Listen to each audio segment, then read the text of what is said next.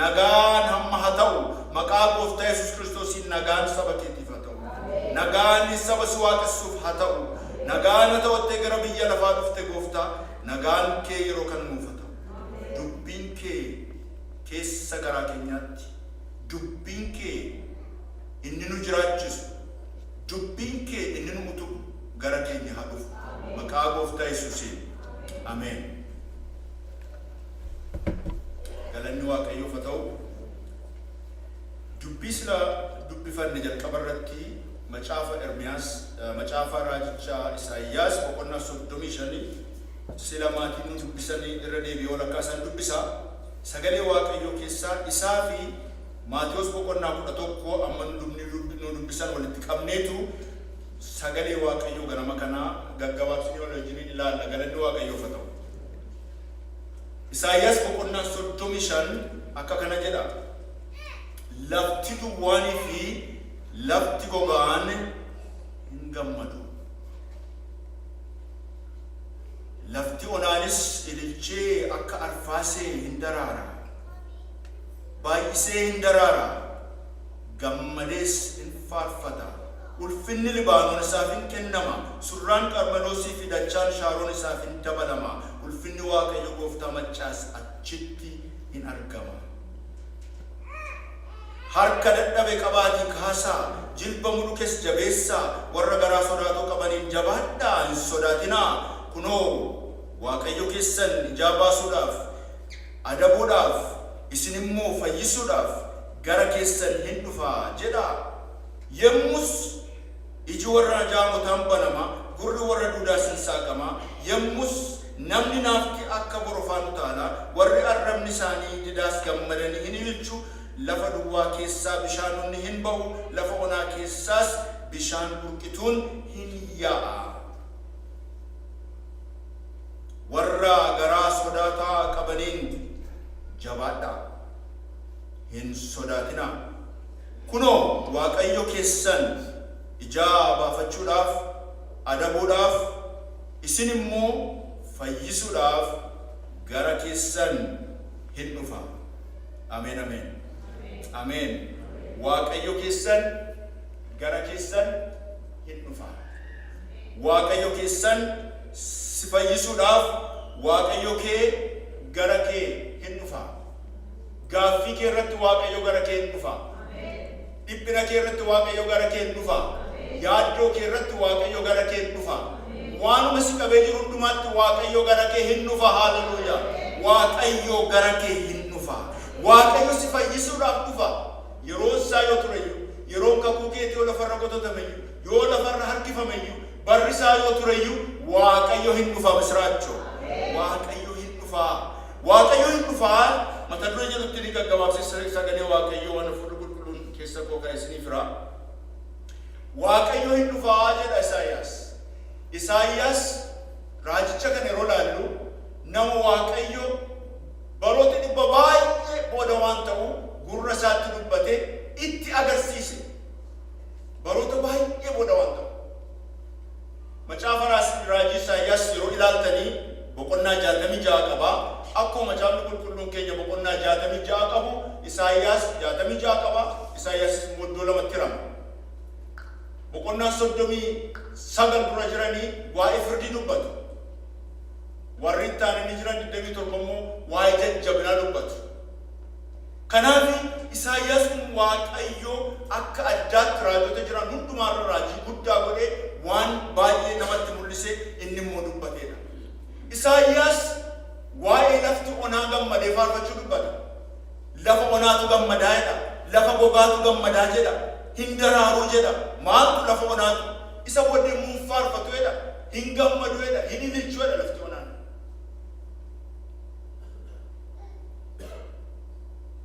Ulfinni waaqayyo achitti mul'ata. Hin geeddaramu. Lafti onaan hin geeddarama. Lafti duwwaan hin geeddarama. Hin geeddarama. Ammasitti immoo jedha akka walalotti barreessa waan isaa akka fakkeenya garaagaraatti. Ammasitti immoo hamma kun ta'utti wal jajjabeessa. Harka dadhabe qabaatii kaasaa jilba muduke jabeessaa warra garaan isaanii sodaate immoo hin sodaatinaa jedha. Wal jajjabeessaa hin dhufa waaqayyo. hin dhufaa Waaqayyo jedheetu dubbata. Garuu kakuun dhufe kuni biliqee isaanitti hin taane. Kakuun yeroo dhufu yeroo hundumaa kakuu Waaqayyoon ilaaltanii lafa duwwaa keessatti waan hin fakkaanne keessatti waan abdii saachite keessatti waan hin fakkaanne keessattitu Waaqayyo kakuu isaa fida. Deeqaa gabaabduu fudhanneerraa seenaa isaanii ilaalle seenaa isaan keessa jiran jarri kuni seenaa sodaachisaa keessa sabni Israa'el yeroo dubbii kun gara isaanii dhufu. Israa'el sababii cubbuutiif wal diigeera. Sabni isaanii wal diiganii iddoo lamatti citaniiru. Israa'eliif Yihuudaadhanii kaabaaf kibba wal irra ni jiru. Warra Israa'elii the Assyrian yookiin immoo Asoor Empire Asoor mootummaa baay'ee cimaa jabaatu jara kana cuuchaa guddaa irra kaa'ee saba kana walakkaatti kutee warra Israa'el qabatee jira. Warri Yihuudaan kunaasuu guddaa keessa jiru. Baabiloon immoo isaanitti adeemaa jira. Kana keessatti sodaatinadhani. Sodaa guddaa, yaaddoo guddaatu jira. Namni Waaqayyo immoo Waaqa itti bee gammaduudhaaf jiru, ililchuudhaaf jiru. Dinqiin ta'uudhaaf jiradhee itti dubbata. Waan wal hin fakkaanne keessatti. Yeroo kakuun dhufuudhaafi kakuchi raawwachuu gidduu waatu jira obboloota koo. Anoo beektantu jira. Yerootu jira. Yeroo eegan. Kakuun dubbatameera. Waaqayyo yeroo tokko tokko isinumaaf kakatee namumaaf kakatee biliqiitti yeroo nu godhu jira. Yeroo tokko tokko immoo yeroo inni lafarra dheeressu jira. Harkisu jira yeroo baay'ee. Yerootti eegan. Yeroo eeganidha. Jarri kun hin eegu. Masiistuu dhufaa kan isaan fayyisutu dhufaa. Cunqurfama jalaa, cuuccaa jalaa kan cabsee isaan baasutu dhufaa. Abdii guddaa kennameefi hin eegu garuu utuma isaan eegan keessatti galanii Baabiloonitti. Utuma isaan eeganii wanta illee jalaa caccabee badee utuma eeganii sagaleen Waaqayyo jalqabumaa kaasee yeroo baay'ee irra deebi'ee maal nu barsiisa nyaata maalidha? Eegu wayitii. Eegi Waaqayyo obsaan eegale irra deebi'ee nutti dubbata. Bara si'anaa eeguun baay'ee rakkisaadha. Namni haalli isaas haalli teknooloojiis akka waa'ee nu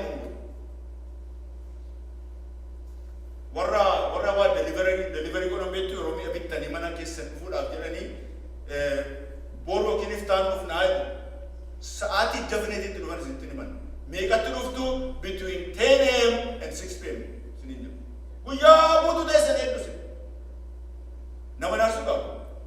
Sa'a 10 ruubiitti dhufaa nama isiniin jedhu. Nama akkasiin barbaade. 10 walakkaa 10 ruubii.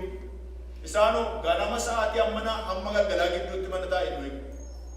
Biliqii sana ganama dhufanii deliver gochuu danda'u. Galgala dhufuudhaan sa'a garuu hin eegdusi. Eegu obsa gaa'u nama taa'ee teessan eegu. Sabni kun hin eega. Abdii guddaa waan guddaatu itti dubbatame. Hin eegu homtuu hin jiru. Sabni Waaqayyo gurguddaa warra eeganidha. Abrahaam kakuu qabatee utuma taa'u immoo waggaa 100 ga'e. Noohi Waaqayyotti dubbatee utuma hojjetu waggaa 120 Waaqayyo. Israa'el lafa onaa keessa waggaa 40 lafa kakuu galuudhaaf. Waaqayyo yeroo lafa kaa'e yeroo namni itti. Phaawulos fa'aa bartoota warra durii duuka buutota Yesuus ennaa ilaalle yeroo sana erga Yesuus ol ba'eeti isaanii Yesuus amma deebi'ee dhufaniitu caaffataa isaan barreessaa ilaaltan isa kana amma dhufa gooftaan. Waggaa 2000 booddee aniif isinis gooftaan amma dhufa jedhe. Manni barsiisa gooftaan adeemni jireenya kiristaanaa keessatti gooftaan hin dhufa. Abdiinumaan gooftaan hin dhufa jechaa akka isatti maxxannee adeemnudha gooftaan isa kana ilaala yeroo hundumaa. Jarri kun waggaa 700 eegale. Ergaa isa kana Isaayyaas itti barreesse itti dubbate booda waggaa 700 guutuu ta'anii omtuun jiru. Waggaa 700 keessatti waan baay'eetu ka'e waan baay'eetu kufe. Waan baay'eetu duudhaa sosocho'e waggaa 700 keessatti. Waggaa 700 eegu. Impaayera garaagaraa sabni kun saba finciluudha bara. Kanaaf impaayera garaagaraa hin xiyyeeffata isaanii. Erga warri Baabiloon kufan impaayera biraatutti dhufeera karaa bakkeennaa ilaalle. Impaayerri Baabiloon hin kufe warri Pershaan dhufanii warri Pershaan immoo waggaa 200 biyya lafaa bitanii warri Israa'eliif gaarii ta'e. Hin guddatan hin dagaagan iyyuu oo inni Waaqayyo karaa Isaayyaas dubbate nuuf ta'e jedhan. Baay'ee ta'e garuu akkasitti dubbichi. Pershaan immoo yeroo kufu immoo tokko immoo dhufe warri Giriikii immoo ka'an. Isaan immoo aadaa isaanii, afaan isaanii, filoosofii isaanii fidanii dhangalaasan.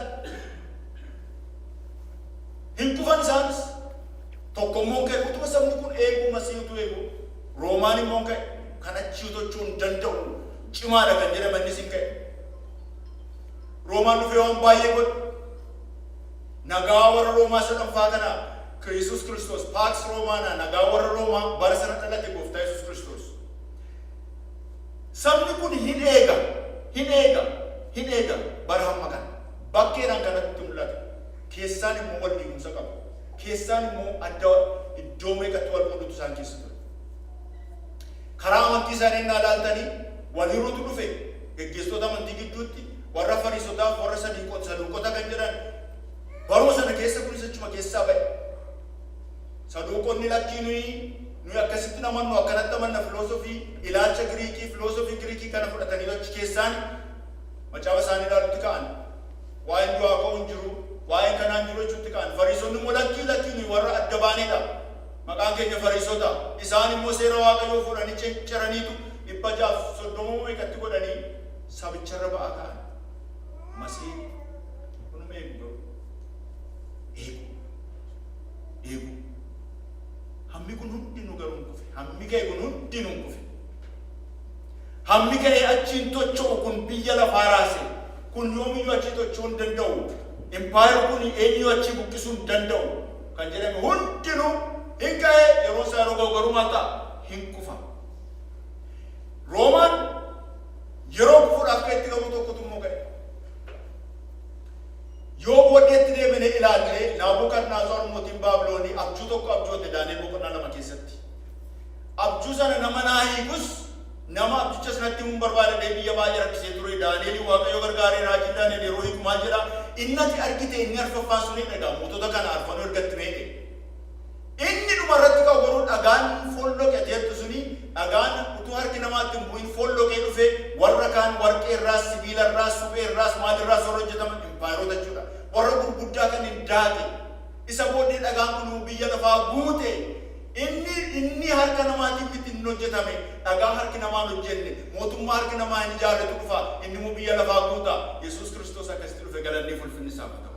Hin jigan egaa hammi biyya lafaa raasan hin kufan egaa hundumti isaanii dhaabadheen jira aan abbaan dinagdee aan abbaan humnaa aan abbaan meeshaa narra saba kee raasaa jirus hunduma jiga bor hunduma jiga. Kanaaf Itoophiyaan amma isaan jigan hundumaa ilaalee Waaqayyo maal jedha boqonnaa 40 Isaayyaas keessatti Isaayyaas jedhe labsii jedhe maal labsuu namni hundinuu akka margaa ta'e ni labse. Baabiloon kufe guddaadha jabaadhaan kufe Pershaan kufe Giriikiin kufe namni hundinuu akka margaa ta'e ni labse. Margichi hin coolle daraarichis hin harcaa kan dhaabatee hafu garuu dubbii Waaqayyoo duwwaadha kana jedhi labsii. Inni ka'ee biyya lafaa raasu hin bada akka margaati. Isa har'a ka'ee raasuun akka margaati. Marga hin bada. Har'a yeroo laallu waan achi tochoon fakkaatu.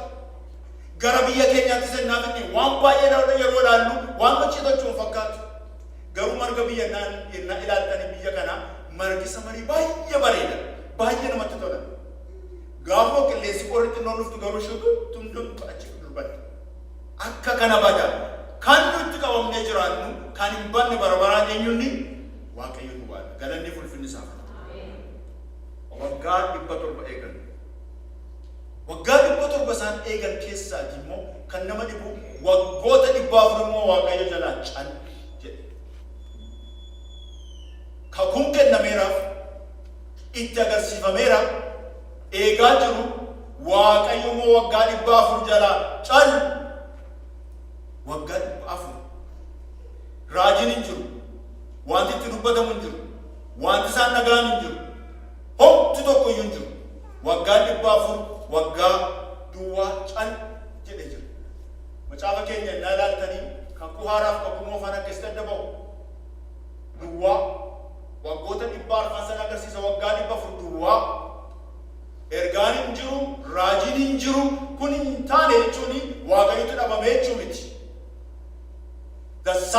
of God doesn't mean the absence of God. Waaqayyo dhabame miti. Waaqayyo cal jedhee masaan ilaala. Waaqayyo waggaa 400 isaan ilaalutti kenne. Jalaa cal jedhee. Maal gootu yeroo Waaqayyo cal isin jalaa? Waaqayyo cal jedhee nan cal jedhee. Cal yeroo cal jennaan immoo callise Waaqayyo. Sababii qaba garuu sababii Waaqayyo callisuuf. Sababii qaba Waaqayyo sababii inni callisuuf. Faarfannaa 81 irratti maal jedha? Yaa Waaqayyo gabiin jedhin calluma jedhin jedha. Faarfannaa baay'eenaa ilaaltan faarfannaa 30 faarfannaa dhiphinaati. Maalumaa qaba jetta yoom dhufta maaliif ta'a maali? Jireenyi namaa jireenyi akka kanaati. Cal jedha Waaqayyo. Namni immoo yeroo wanti waa cal jedhu hin jaallatu. Waaqayyo cal jedha. Gooftaa Yesuus jalaa cal jedhe abbaan. Abbaan ilma jalaa cal jedhe. Lama sabaqtanii maaliif cal jetta? Haadha koo ilaaltu maaliif cal jetta? Cal jedha Waaqayyo. Ulfinni guddaan akka dhufus beekamu. Sababii garaa garaatiif Waaqayyo cal jedha. Jara kakuu qaban kanaaf, jara masii eegaa jiran kanaaf sababii garaa garaatiif jalaa callise gooftaan. Yeroo namni dhiphina gidiraa sardamutti yeroo qabu, yeroo gabii namni dhabu waa sagalee biraa dhabuu hin danda'u. Amma yeroo naasa'u isinis wal duukaan naasa'utti kaanee wal dhaga'uu hin dandeenyu. Aadaa Oromoo keessaa baay'ee kan namatti tolu maalidha? Ilaaf ilaamee. Ilaa yoona jedhisin immoo ilaamee jettu. Wal dhaga'uutu jira jechuudha. Dura akkas ture. Wal dhaga'uutu jira. Waaqayyo ijoollee isaatti dubbachuu barbaada. Ijoolleen isaa garuu baay'ee wacaa jiru. Ijoolleen isaa dhiphinatti dhufee fi Gibxiin dhannee gargaarsa barbaannaa jedhu. Waaqayyo guranii maal guranii warra Gibxi galachuu dhaqu asii gargaarsa barbaannaa achi jedhu Waaqayyo immoo abbaan keessan utuun isinirra jiru immoo. Jaalalleen keessan geggeessaa keessan utuun isinirra jiru immoo. Maata tokko gab jedha. Rakkinni isaanii akka isaan gab hin jenne isaan godha. Isaan baay'ee dhiphina keessa jiraniif cal jechuu hin dandeenye. Kanaaf Waaqayyo cal jedhee ilaale. Ana karaa biraan hubachiisa Hafuura Qulqulluun cal jechuun Waaqayyo hamma isaan sabichi cal jechuu baranitti. Waaqayyo kan jalaa cal jedheef hamma sabichi ofii callisee dhaga'uu barutti. Hamma ofii callisee Waaqayyoon dhaga'uu barutti.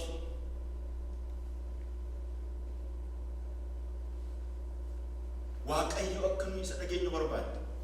Waaqayyo hin dubbata. Waaqayyo jira. Garuu namni gabii qabaatee keessa isaa cuquuti. Keessa isaatti gabii qabaatee waan Waaqayyo jedhu hin dhaga'u taanaan ergaan bira darba. Keessi namaa kanaaf Yesuus maal jedha? Mana keetti ollitii balbala kee keessaan cufadhu dha. Waan hundumaa dhaamsiitii abbaa keetti dubbadhu.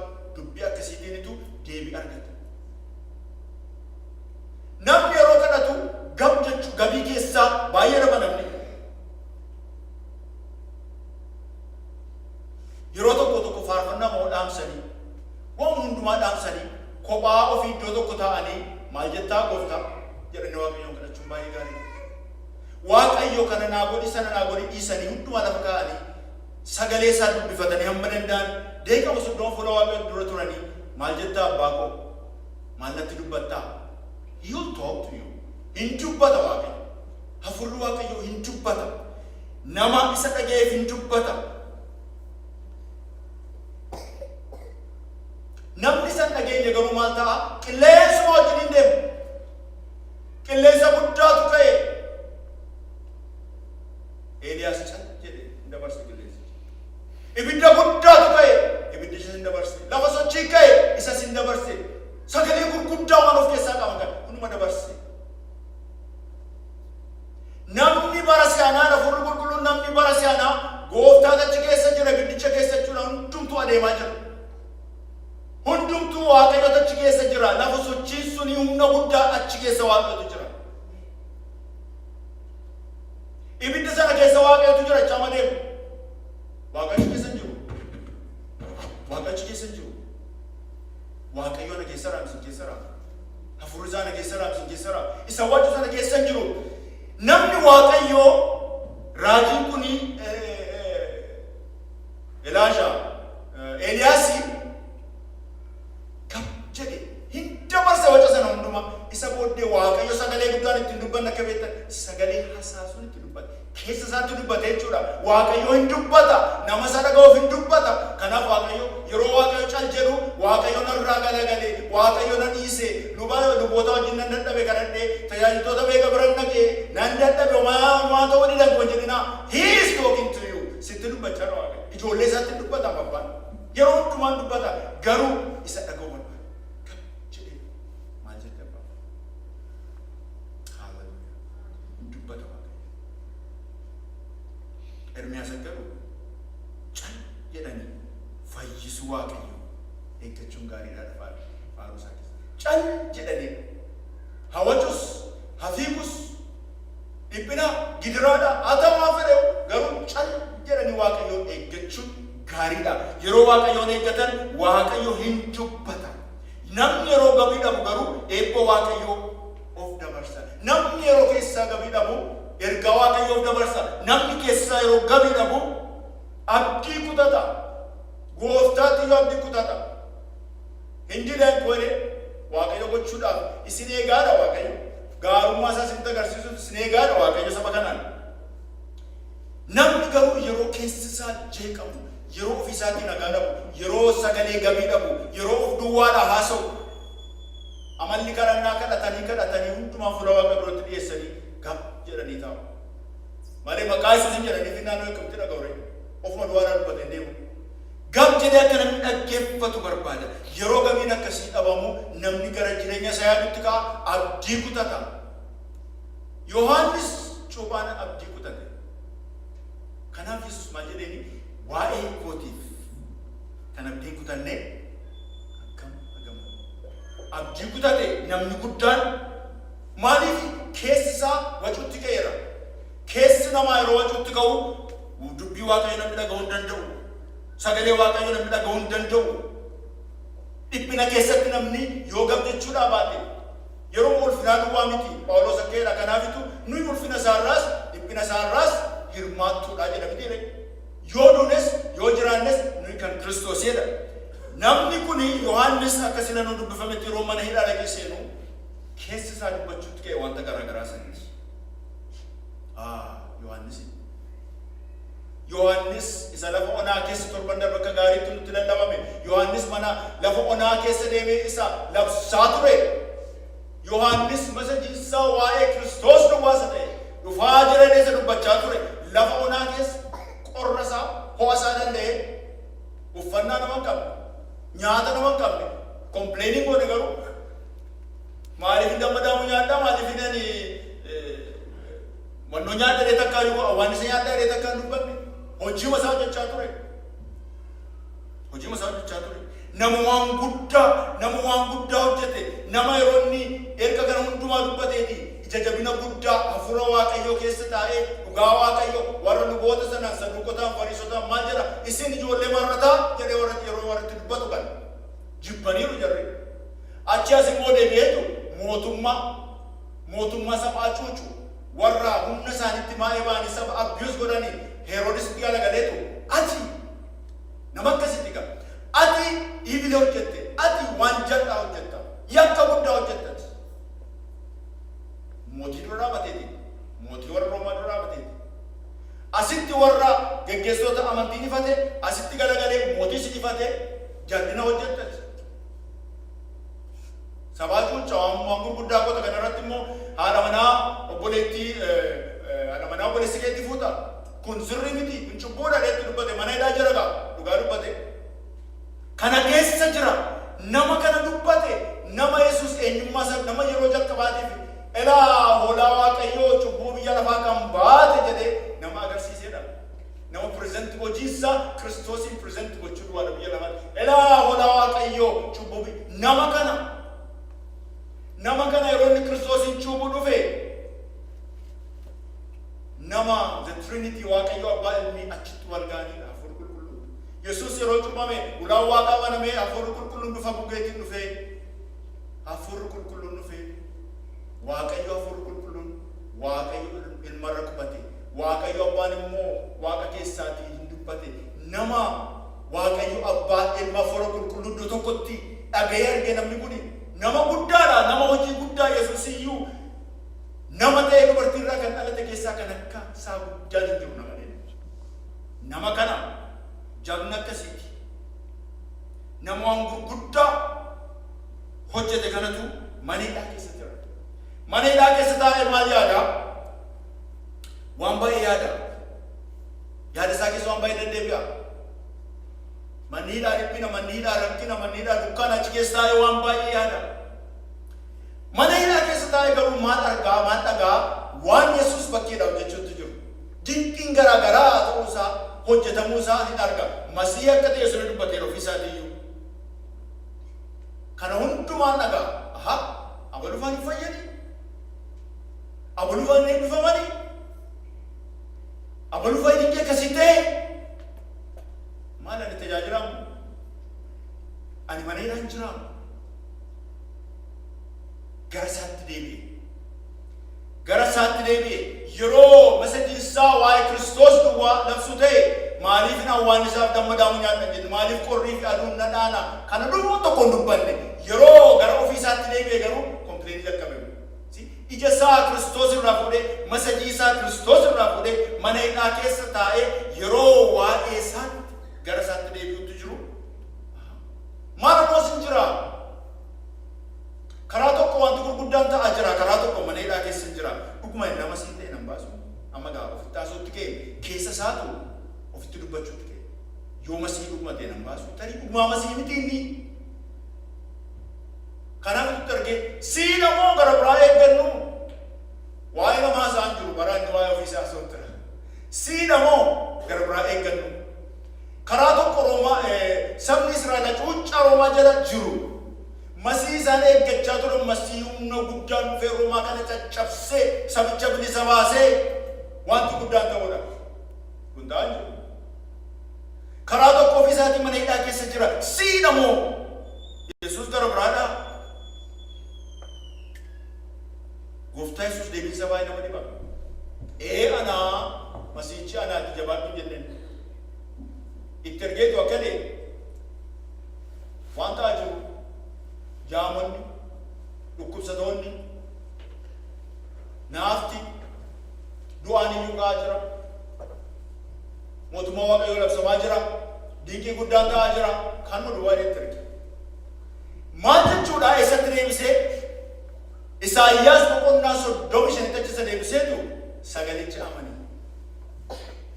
Sagalichi amansiisaadha. Sagalichi amansiisaadha. Yaa Yohaannis sagaleen ati labsite amansiisaadha. Sagalichi haala keetiin hin madaalamu. Sagalicha amane deetter kusaati.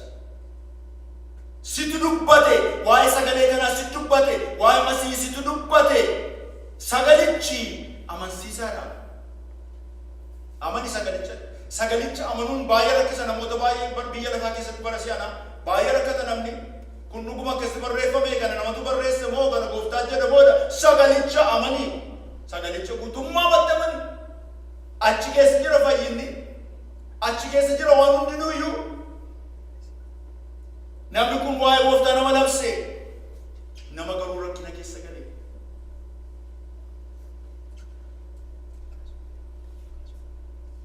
Yesuus utuu barbaade biliqii tokkotti achi keessaa isa baasuu danda'a. Biliqiitti isa baasuu danda'a. Hin baafne garuu achi keessaa. Maali gooftaa jaan ture? Maali amma nama kana ulfinoo guddaadhaan biyya lafaa irratti ulfinoo guddaadhaan hin nabee dhaqee akka qabbaneeffatee namni kun nama jooree jawwaresiifoon baay'ee godheedha. Akka dhaqee qabbaneeffatee jedhee yaada. Deebii isaa maal beektu? Hin fixee mishinii isaa fixeeranni. Inni waan tokko labsuu dhufe. Inni guddachaa ani immoo xinnaachaa deemutu naaf ta'aa jedhe. Dhuguma fi xinnaachuutti ga'e Kiristoos ministirii isaa Kiristoos hojii isaa guddachaa mul'achaa. Yohaannis mana hidhaa keessatti qophaa ministiriin cufameera ofii xinnaachaa deemutti jira. Hojii isaa raawwateera. Sichi inni ulfinatti deemutti jira. Mormi isaa qalamu abidda keessa bu'u foon inni isa foonitti bu'u isa foon ajjeesu sodaatinaan isa lubbuu elegdii gooftaan. Waa'ee kanaaf inni amma waa'ee mataa isaa yaada. Gooftaan immoo fixeetta mishinii kee nagaadhaan galeedha. Inni achi keessa taa'ee gara ofiitti buloota kun waaqayyo haala namaatiin hin madaalamu.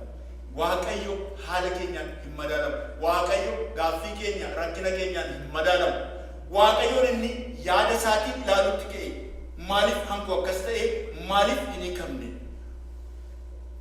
Warri kaan immoo jiru Shaadiraaq Meeshaaq Abdanaagoo yoo nu baase waaqayyo sana gararraa jiraachuudhaaf haalicha gararraa jiranni yoo nu baasuu baannaanis dandee gubannaa isuma waaqessaa gubannaa jedhan waa'ee mataa isaanii yaadni isaanii namni waa'ee rakkina isaa duwwaa fuudhee Kiristoosii wajjin hariiroo inni qabaatu gooftaa Yesuusii wajjin hariiroo inni qabaatu hafuura qulqulluu kan inni waamu waa'ee mataa isaa waa'ee dhiphina isaa waa'ee gidiraa isaa duwwaa innaa ta'e inni kun gooftaarra nama fageessan baruu hin danda'u.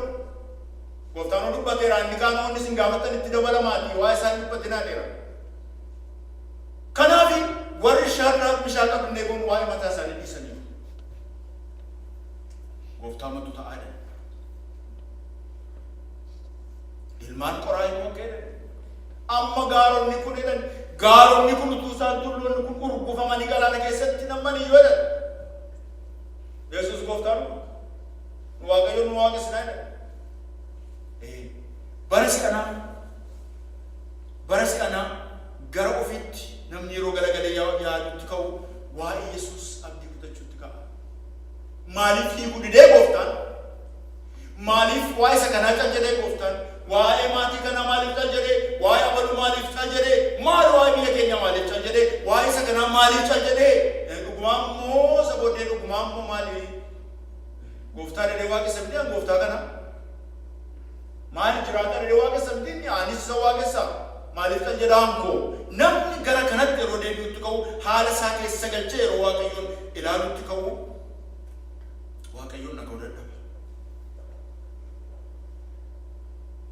Kanaaf itti mee harka dadhabee kaasaa jilba mudhukee jabeessaa warra sodaa qaban garaa sodaateen jabaadhaa hin sodaatinaa waaqayyo keessaniif dhufaa jedhaanii jedheetu kanaaf raajii dubbate waaqayyo raajii kanatti dubbate jabaadhaa biyya lafaa keessatti sodaan hin dhufaa sodaa baay'eetu jira ammatu dubbanne sodaa baay'ee qabdu hundumtu sodaa qaba garuu jabaadhaa waaqayyo kee hin dhufaa jabaadhaa kanaaf itti isa dadhabe kaasaa isa kadhannaatti dadhabe kaasaa isa jireenya furaatti dadhabe kaasaa isa jireenya waldaatti dadhabe kaasaa jabaadhaati hin dhufaa gooftaan hin dhufaa jabaadhu waliin jedhaan hojiin waldaa jabaadhu waliin jechuudha kaayii waliin jechuudha maaliif bara dadhabbiin baay'ee jiru lola hafuuraa keessa jira kiristaanii lola hafuuraa keessa jiraanna amma biyya lafaarra jirrutti kanaafitu wal jajjabeessaadha sagaleen kun ka'aa wal jajjabeessaa harka baay'ee dadhabe jilba baay'eetu dadhabe kaasaa warra sodaataniin sodaatinaadha keessumatti amma yeroo kana immoo namni sodaa baay'ee qaba obboloonni sodaa baay'ee qabu biyya kana nan jiraadha moo jiraachuu hin danda'u biyyi kun akkam ta'a laata inni kun immoo akkam ta'a laata nama dhaniini isi jabaadhu Yesuus deebi'ee dhufa siifis immoo hin dhufa Yesuus simaaf jireenya keetiif hin dhufa kan si hiiku isa kan dhiphina kee keessaa si baasu isa kanaaf jabaadhu waliin jedha jedheetu sagalee kun kunoo waaqayyo keessan hin dhufa. Hin dhufe gaa waaqayyo. Hin dhufe gooftaa Yesuus. Yeroo isaa eegee dhufe. Waaqayyo keessan hin dhufaa naan hin dhufe. Lafa gogaa namootaatti dhufe. Jireenya bade namootaatti dhufe. Jireenya lafa onaa ta'etti dhufe. Yesuus jiidha isaatiin dhagee jiise gaa haalleluuyaa. Yesuus dhufeetti bu'e gaa jireenya gogaa namoota biyya lafaa cubbuun joonjisse hundumaatti dhufe gaa ani siifan dhufe kennaa hundumaarra caalu jecha hundumaarra caalu nu jedha gooftaan cubbuun kee siif dhiifameera kennaa nuti tokko jechuutti tokko akka jecha kanaa kan goonju kanaaf dhufe gooftaan cubbuun kee siif dhiifameera bakka cubbuun kee siif dhiifameera namni kana hubachuu kan hin danda'u waa cubbuu isaa kan hin hubachuu danda'u gatiin cubbuu maal akka inni ta'e sirriitti yeroo barutu yeroo gooftaan cubbuun kee siif dhiifameera jedhu namni waan ta'uudhaan kennaa guddaa waaqayyo namaaf dhufee kenna gaa cubbuun kee siif dhiifameera. Lafa onaa keessa deemeeqa namoota jireenyi isaanii lafa akka gogaa ta'e fakkeenyaaf keessaa of fudhatee deemeeqa lafa gogaa jireenya bade jireenya firri dhiise jireenya namni dhiise jireenya goggoge wanta illee goge seexanni itti taphatu lafa awwaala dhaqe. Nama awwaala keessa jiraatu uumaa isaati garuu nama hundumtuu gate nama seexanni mannee keessatti jaarratte meeqa taateetti galtee nama kana nama keessaa bayii daggala keessa awwaala gidduu sansalataan hidhamee nama taa'u nama kana bira dhaqe. Jireenya gogaa jireenya lafa onaa jireenya abdii kutannaa dhageetu seexana ree keessaa baaseetu anatu si uume ati uumaa kootii mati fakkaattii kootii kun siif ta'uun irra jiraatu kaayii fayyi. Hallelujah. Lafti onaa namichaa lafti onaa isaa mirgise gala. Namichi baramee kan namni hundumtuu irraa baqatu nama ta'e nama waaqayyo uume iddoo isaatti deebi'e sammuu isaatti deebi'e isa booddee uffata geeddarate namtichi sila ulama waaqayyooti nama ta'e isa booddee maal godhannaa dhaqii labseedhe gooftaan labsuutti ka'e galanni ulfinni waaqayyoo fata waaqayyoo galata galchaa saba waaqayyoo. Lafa onaa lafa gogaa lafa bade dhufe gaa kanaaf hin dhufe ati mucaa kooti jedhe maaliif ciiftaa waggaa 38 maal taate lafa onaa jireenya onaa wanti hundumtuu gogee jiru kana keessatti jireenya gatamaa kana siif hin dhufe maaliif waggaa 38 ciiftaa kaayibee siree kee fudhadhu deemi nama ta'i jabaadhu. Lafti gogaan hin ililchite lafti gogaan hin gammaddee faarsitee sagalee waaqayyo gammadee faarse sabni fayye gara waldaan mu dhufe gara waldaa yeroo dhufu mun ilaale waldaan dhufti baashee fudhattee galti waldaan dhufti hidhaashee fudhattee galti har'a naa hiikamaa itti booris achuma jira garuma dhufti waldaan maal waggaa 18 maal intala Abrahaam utuu waldaa keessa jirtu seetan akka kana si goobessee waggaa 18 immoo dubartii goobattee waggaa 18 deemtu hojjechuu nama dadhabde maal utuu jirtu waldaa wani kadhadhaa malee hidhaan kanii qabu yeroo walii kadhachuutti kaanudha. Hidhaan kanii qabu yeroo walii kaanee maqaa Yesuus hin jenne harka walirra keenye karaa hundumaatti wal eebbisuutti kaanu hidhaan hiikama. Gooftaa Yesuus dhufee ilaaleetu maal jaran otuu sin jirtanii moo kottumee garbitti kottumee godha teessi kottachees waame intala Abrahaam nama maqaa seente goobosa nama irraanfatamte inni immoo fudhee iddoo guddaa ati intala Abrahaam jechuun ati mucaa kakuuti jechuudha. Ati mucaa kakuuti ati nama kakuuti ati kakuu qabda maal kan maali seetan si taqa.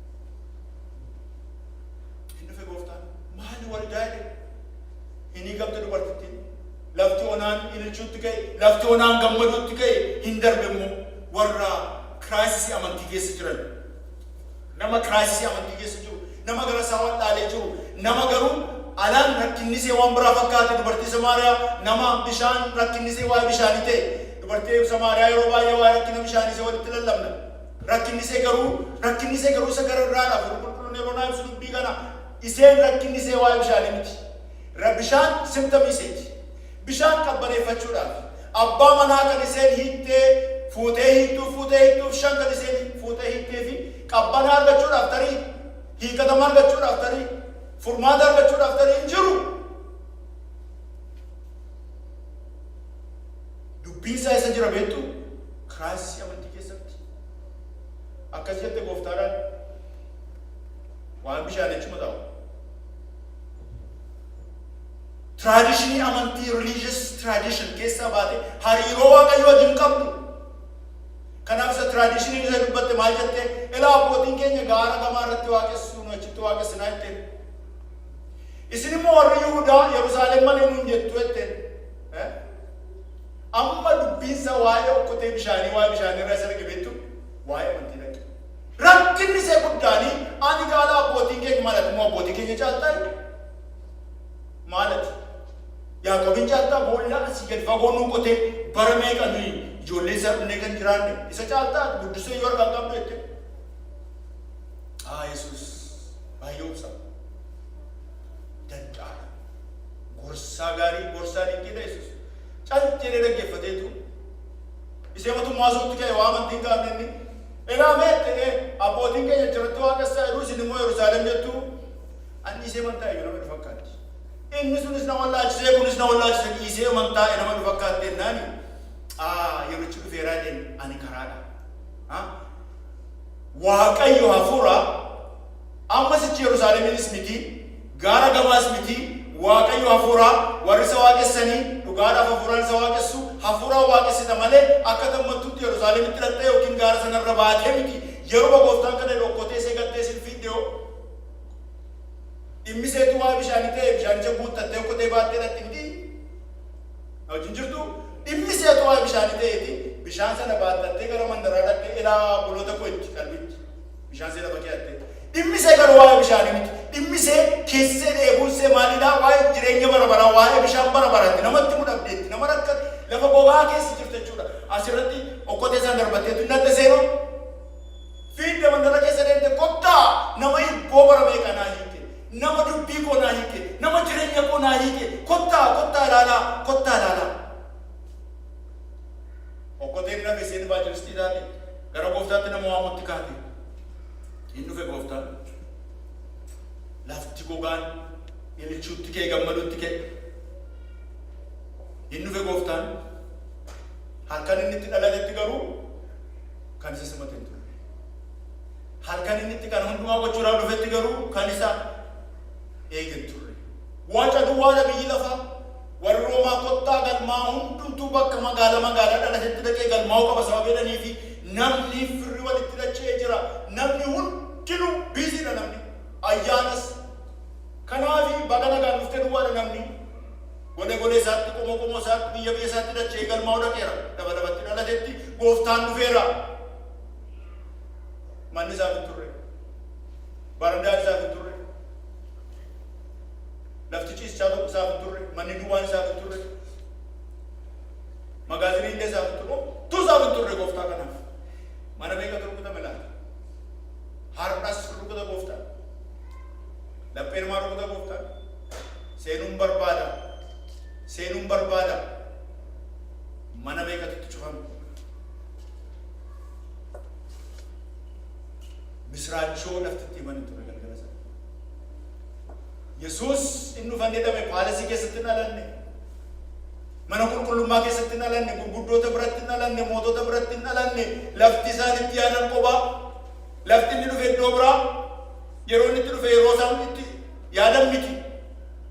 Gooftaan akkanatti dhufe. Misraachoo isatti muree eeyyutti mugaa. Kanaafi ergamaan Waaqayyoon dhufe. Tuuti ergamoota Waaqayyoon dhufanii eessa dhaqanidha Luqaas yeroo nutti himu warra dammaqanii horii isaanii eegan tiksitoota bira dhaqe.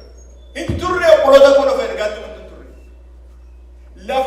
Lafa ilaa kunoo dhufeera jedhanitti dubbatan hin turre. Kanaafi tiksitoota dhimma isaanii gooftaa eegaa turre dhimma isaanii fakkeenyaan gooftaan nutti dubbata malee dhimma isaanii warra dammaqanii tiksituun hin raftu. Dammaqanii darabeedhaan eeggatu. Isaan bira dhaqeetu nagaan isiniif haa ta'u jedhe misraachoo himuu dhufne bantiin Waaqa baname ergamoonni Waaqayyootu isaan faarsatanii ogummaa Waaqayyoof Waaqa irratti isaan jira hin dhagaan jedhee ergamoota warra kam warra dammaqan. Waaqayyo warra dammaqanitti dubbata. Waaqayyo warra dammaqanii isa eeganitti. Gooftaan deebi'ee hin dhufa yeroo inni dhufutti hin beeknu akka hattutti hin dhufaanuun jedheera nuyi warra dammaqnee isa eegne Waaqayyo nu taasisu. Guyyaa irraa yeroo waa'ee adventii haasofnu yookiin waa'ee dhufaatii gooftaa yeroo haasofnu waa'ee lammaffaa deebii dhufu gooftaa. Yoom dhufta gooftaa inni gaafachuu. Yoom dhufta gooftaa. Abdiidhaan eegganna dhufaatii isaa. abdiidhaan eegganna. Yeroo kun yeroo itti abdiidhaan haala hundumaa keessaa baanee hin beeknu kaayyoo abdiidhaan yeroo itti eeggannudha. Uumamni hundinuu mul'achuu ijoollee Waaqayyoo eeggachuutti jirudha. Dhimma eeggachuutti jirudha Phaawulos. Uumamni hundinuu